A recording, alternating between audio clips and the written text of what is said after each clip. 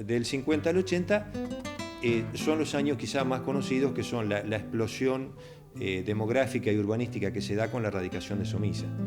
San Nicolás había tenido hasta el año 50 un desarrollo urbano bastante armonioso, un casco urbano controlado, el clásico damero, rodeado de un hinterland, como se llama, de quintas, eso acompañado de una división gradual del terreno.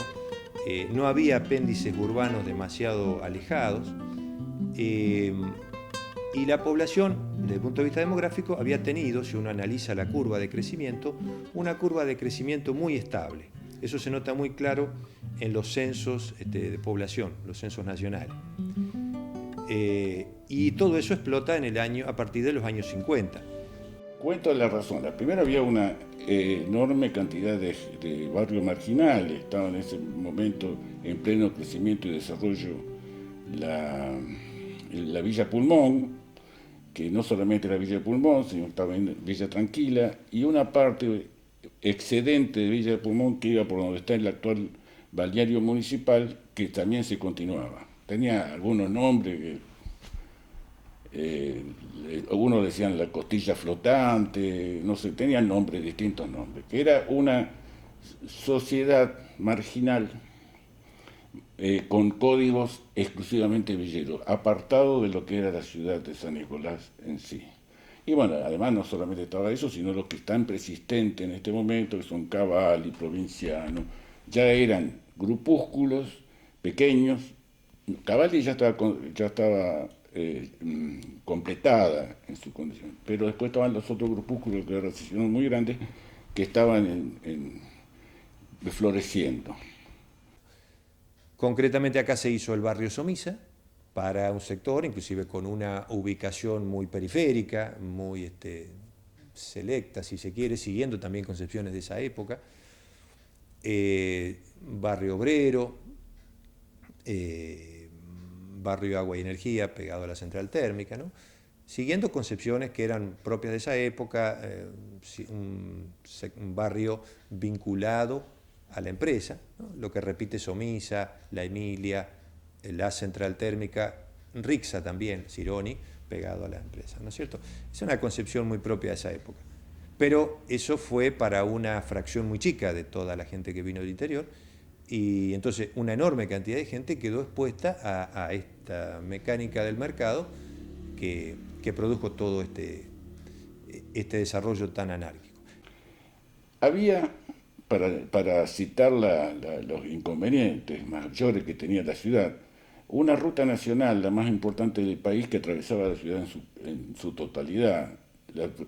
Era atravesada la ciudad por una ruta que se movía el país entero, y nosotros nos cortaba, doblando por el cementerio, llegábamos por Viale Moreno hasta la 188, y ese tránsito de camiones que era permanente, camiones, colectivos, vehículos en general, era la ciudad atormentada realmente por un tránsito feroz, inclusive atormentada por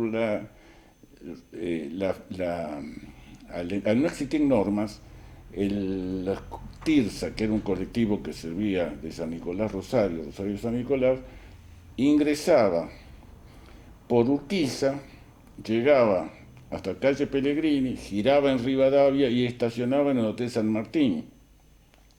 Cosa que enormes colectivos circulaban por las ciudades adentro del centro urbano sin ningún tipo de problemas. En ese momento estaba la Stal, que era una empresa que estaba en litigio con la municipalidad, toda la vida vivió en litigio con la municipalidad, y la Stal hacía los recorridos más o menos como querían. Inclusive a mí me asombraba que circularan por Nación y Mitre, colectivos que tenían sus paradas por Nación de Mitre que aumentaban el conflicto de la circulación, que ya en aquellos momentos era importante.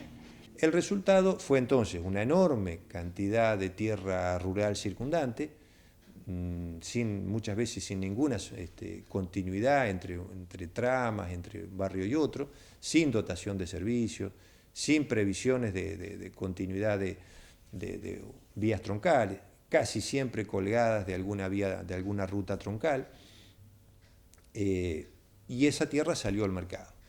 Tampoco hubo una más mínima regulación en cuanto a la cantidad de tierra que se permitía urbanizar, es decir, en aquel momento hubo una sobreoferta de tierra, todavía en algunos barrios tenemos tierra vacante, así que, y estamos hablando de un proceso que fue hace 50 o 60 años, así que nos podemos dar una idea de la enorme producción de tierra, repito, entre comillas, urbanizada, tampoco era una urbanización.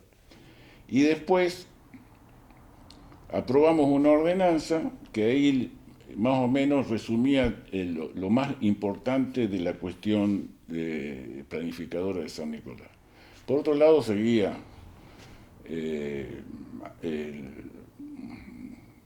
poniéndose en orden algunos puntos que eran bastante severos: el transporte, un hecho bastante importante fue la repavimentación de la zona céntrica, que era una zona bastante golpeada por la no acción es decir, el drama estaba en las periferias, pero también en el centro. Es cuantificable todo esto. En el año 80, cuando estamos poniendo el fin de ese periodo, la población dotada de agua estaría en el 30%, 35%, la población dotada de cloacas rondaba el 25%, la población de gas era el 28%, dotada por gas natural el 28%, el pavimento no lo recuerdo, pero era más o menos el casco céntrico, más barrios Somisa y algunos barrios puntuales. Para que tengamos una idea, esos porcentajes hoy, lo vamos a ver al final, se invirtieron rotundamente, por suerte. Estamos cerca estamos con el 100% en agua potable y muy cerca del 100% en los otros servicios. Pero eso a favor de todo un proceso de inversión del Estado y de la comunidad para resarcir ese proceso anterior. La calle la podemos entender como el lugar de paso o de tránsito, o que me lleva de un lugar a otro, o como un buen lugar de intercambio, ¿sí? De intercambio de experiencias, de intercambio de situaciones, de intercambio comercial, pero también de intercambio social, cultural, donde se empieza a expresar ahí la gran diversidad y heterogeneidad que hay en nuestra ciudad. Que este crecimiento tan raudo que fue en la población, tan exponencial que tuvo en la población nuestra ciudad, le dio mucha riqueza en cuanto a la diversidad cultural. Cada inmigrante, cada familia, cada comunidad que se fue instalando en nuestra ciudad traía sus tradiciones, su cultura, y eso se ve como una gran debilidad en cuanto a la ciudad, que quedó fragmentada y no pudiendo aunar ese gran crisol que tenemos acá nacional, no pudo expresarse o ponerse en valor. Y eso se refleja en la ciudad, se refleja en la fragmentación de sus barrios. Y por ahí tiene que ver esta construcción de la identidad y este querer a nuestra ciudad para que, empezar a valorarla y a disfrutarla de otra manera.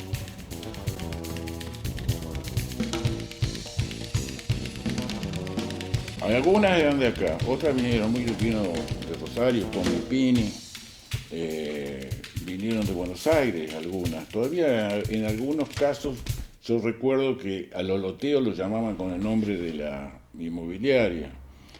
Después se fueron modificando, ya los nombres cuando se crearon comisiones vecinales y demás se fueron modificando, pero eran, me acuerdo especialmente Comipini, después la otra, no, pero había de todo, había y era una oportunidad, porque la ciudad crecía, los habitantes venían, y había que darle lugar al costo. Sobre todo pero se les fue la mano, porque se hizo mucho más de lo que requería la industria, ¿no? No, tenías inmobiliarias de acá de San Nicolás, que trabajaban mucho con el tema del loteo, muchas inmobiliarias que han hecho muchísimos loteos. Y también, porque evidentemente en ese momento sí era una expansión y una explosión importante. Había muchos, no sé por qué, pero muchos propietarios de lotes grandes en San Nicolás, de predios, digamos, para hacer loteo, que de alguna manera buscaban la participación de inmobiliarias de afuera. Yo seguramente era chico, pero me acuerdo de varias propagandas como Ipini, Fraiman, Balsini, Carmán era otro que venían en esa época. ¿Y por qué venían o buscaban esto? Yo creo porque, no sé, porque realmente la explosión era tan grande que daba como para muchos. Digamos, yo hoy como presidente del colegio, esa sería una situación que no me gustaría para nada, pues sería una cuestión sumamente complicada. Independientemente que hoy, con la legislación que nosotros tenemos, no podrían venir martilleros de afuera a hacer su trabajo acá y abrir una inmobiliaria en la provincia de Buenos Aires sin estar matriculado en la provincia de Buenos Aires. Sí, había pocas, pero no tan pocas como por haber hecho todo el negocio en las inmobiliarias de San Nicolás. Y ponele, hoy en San Nicolás somos entre 60 y 70, en aquella época serían 25, 20. Tenías inmobiliarias que han hecho, sobre todo Claría, que yo creo que en el tema de los loteos fue un pionero, Serafín Dávila, hoy nombraba Botero, Giugia. Y bueno, después más jóvenes, yo me acuerdo que Bani y Nadal, siendo muy jóvenes, no es que sean viejos hoy, pero siendo muy jóvenes, sobre todo Nadal, me acuerdo que hizo bastante. José Cartey también. Pero había. No solamente en cuanto a lo que tiene que ver con la ejecución de las obras de pavimento, sino en cuanto a que la localización de los barrios, si vemos los planos de la ciudad a lo largo de esos años que estábamos comentando, se nota claramente que la forma más fácil de vincular los barrios entre sí fue que esos loteos infames se hicieron sobre las rutas. Vamos a ver que sobre Ilia, sobre la 188, sobre lo que hoy es Perón, en aquel momento la ruta a la Emilia, el camino a la Emilia, se localizaron la gran mayoría de los barrios. Es decir, no hubo vías alternativas, vías troncales alternativas. Y ese déficit es lo que todavía estamos sufriendo y lo que no hemos terminado de arreglar. Todavía la estructura troncal de la ciudad en materia circulatoria está muy concentrada. El eje Sabio Moreno, Viale, Ilía, Perón, concentra la mayor parte del transporte.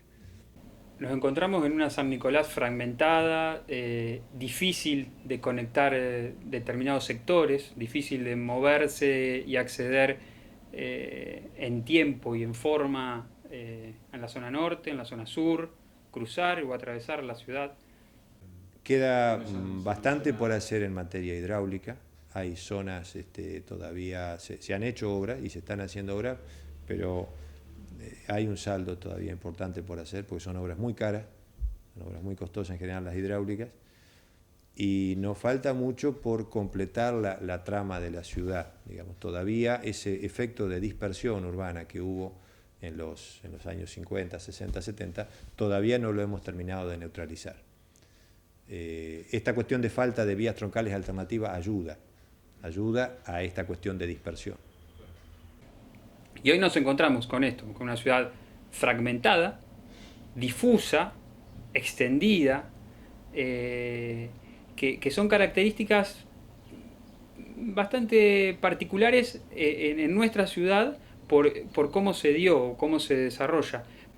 Las singularidades de San Nicolás fue en el corto tiempo, como toda transformación industrial, la gran cantidad de migración que hubo y políticas en cuanto a la planificación un poco tímidas o erráticas o no llevadas en el tiempo, que esos saltos o esos esos paréntesis que hubo en el proceso de planificación de la ciudad, lo demuestran o lo vemos o lo constatamos en la ciudad día a día cuando la vivimos.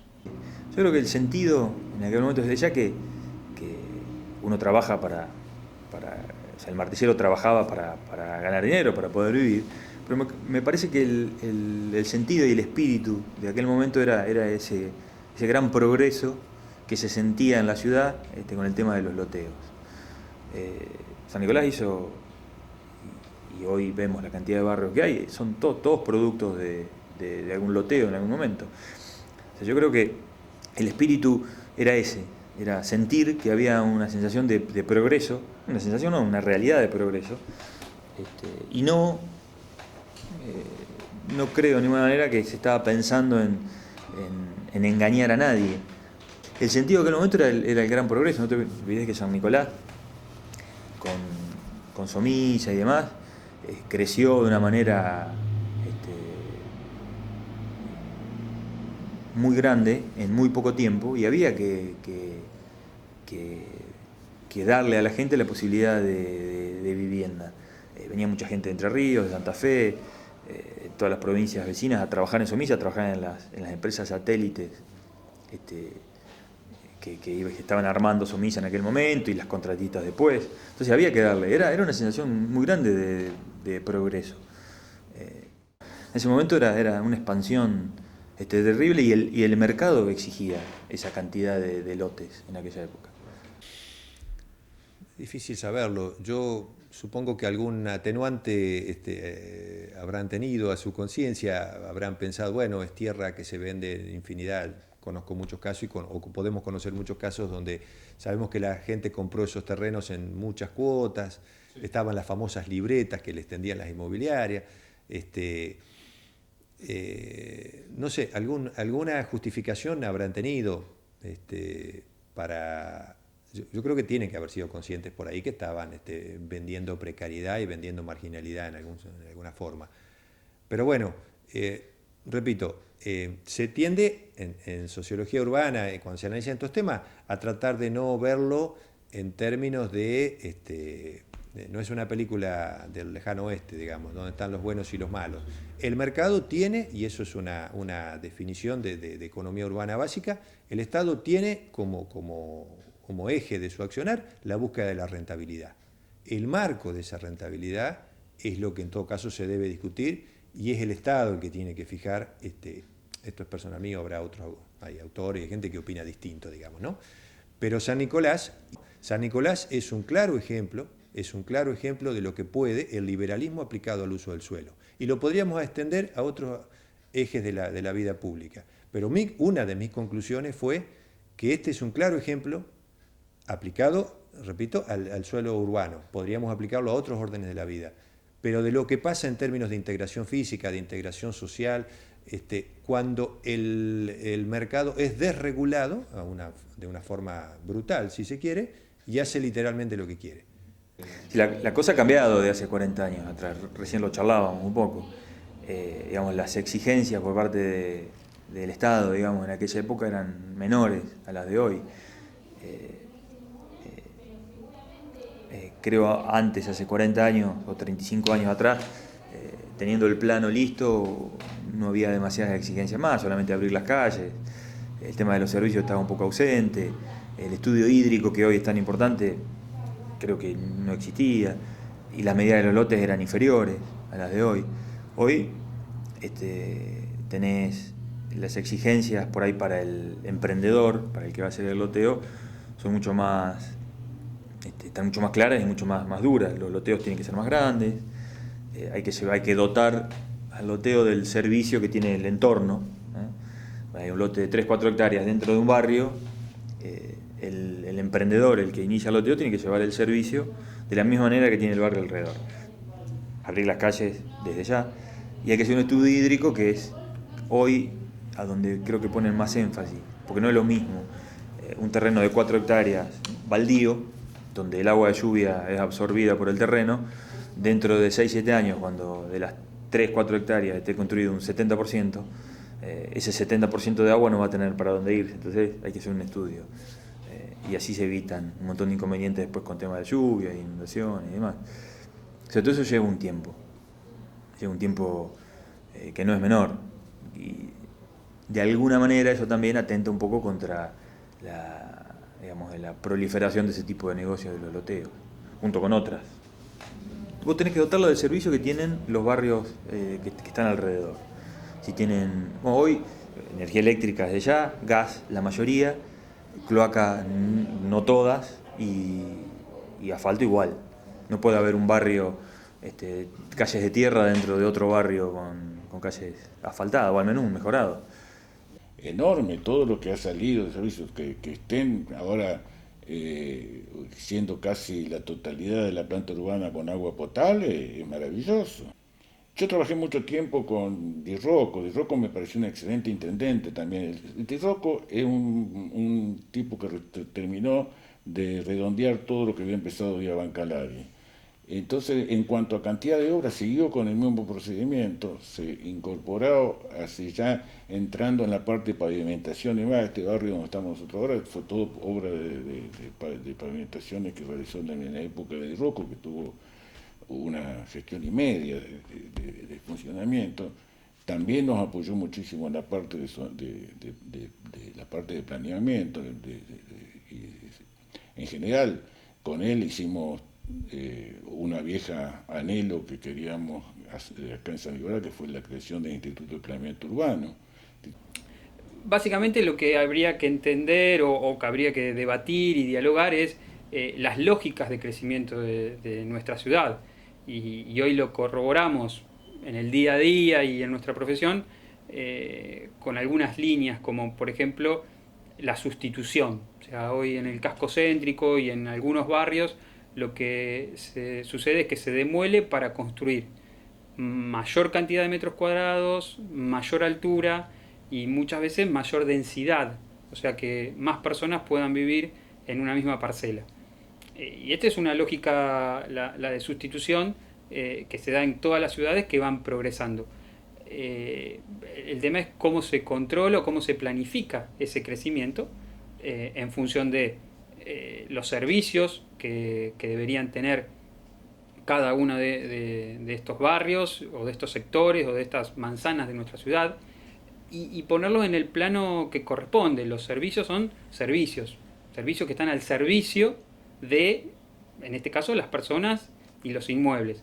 Entonces, el agua, la cloaca, el gas y la electricidad deberían corresponderse al nivel de densificación que queremos en este sector.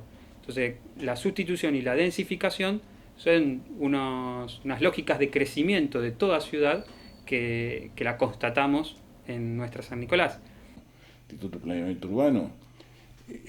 Y yo creo que ahí, si me permiten la inmodestia, terminó un poco todo el quehacer de investigación y planificación, porque realmente, por no haber continuado en la marcha. Rosario se caracterizó siempre por tener una ciudad que de golpe fue conectándose intendente tras intendente sobre la base de un plan a ejecutar. Acá cuesta más, pero también se había iniciado todo eso. Pasa que se interrumpe en un momento determinado y empezamos, que yo lo entiendo, empezamos en la parte de planificación, empezamos con el IPU y la gente que quedó a cargo de la cuestión de planificación, con toda buena intención, empezaron a hacer los estudios, reestudiar con un sistema nuevo. A mi criterio, debería haber políticas activas en busca de una consolidación. O sea, tenemos grandes vacancias, grandes terrenos, grandes áreas y hectáreas dentro de la trama urbana servida de infraestructura, que están ahí vacantes. Algunos lo llaman sectores de engorde, tierra de engorde. ¿Por qué? Porque hay una gran especulación sobre eso. Me quedo con una parcela, con dos parcelas, con una manzana, con 2 o 3 manzanas. Pasa la ciudad por allí, porque para servir a otro barrio necesita de su infraestructura, necesita de la electricidad, del gas, de las cloacas, y mientras tanto, año a año se va multiplicando el valor de ese inmueble. Y eso le hace bastante mal a la ciudad. Esas tierras deberían movilizarse. Indiscutiblemente el hecho de estudiar planificación a un intendente no le resulta agradable en función de que tiene que perder todo su tiempo de gestión para los estudios. Por lo tanto, no puede estar un agente estudiando y no ofreciéndole al intendente alternativa que vaya supliendo que vaya incorporando más cosas a su tarea de administrativa y de gestión y demás. El planeamiento no es solamente estudiar, el planeamiento se necesita respuestas. Y esas respuestas son las que los muchachos tienen que darle al intendente, ¿no? Pasaglia tiene que recibir respuesta a las cosas que solicite.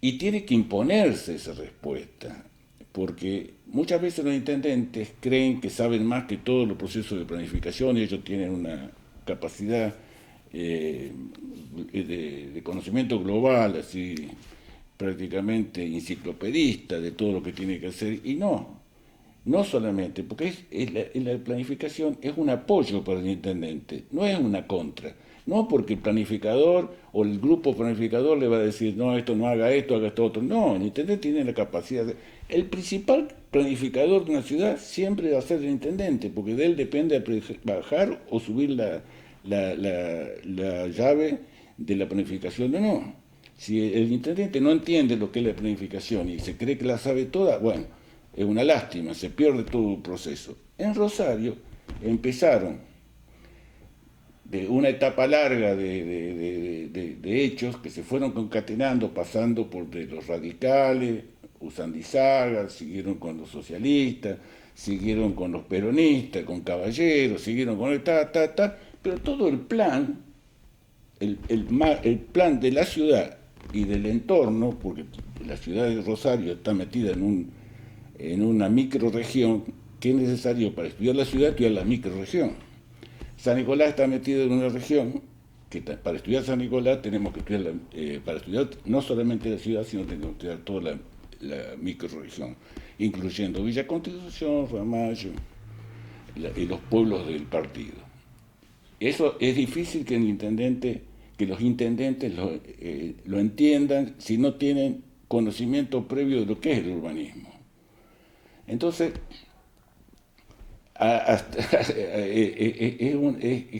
creo que lo ven hasta como una cosa que lo paraliza.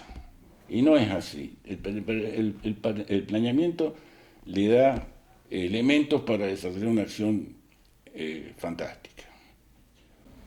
Yo creo que San Nicolás es una ciudad que tiene pero que no es. O sea, es como el señor o el chico que obtiene la bicicleta pero que todavía no es ciclista.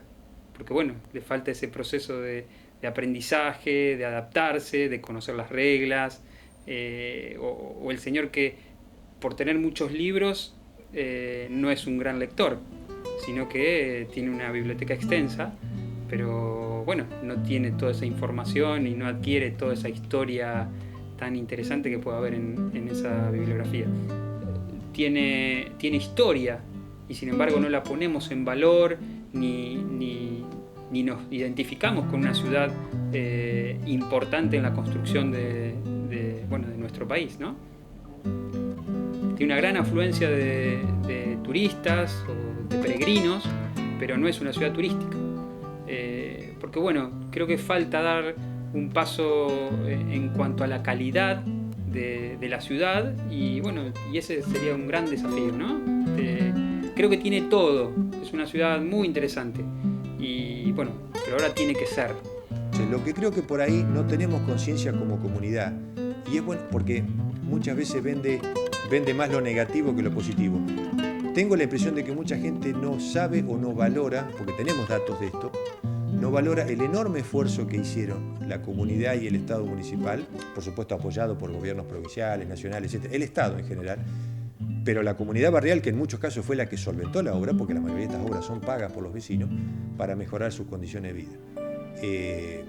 Y yo no conozco muchos otros casos de San Nicolás, conozco algunos, pero es bastante, digamos, ejemplarizador el caso de San Nicolás, en el sentido, podríamos decir, de que los acuerdos Estado-comunidad pueden ser factores de desarrollo. He llegado hasta tu casa.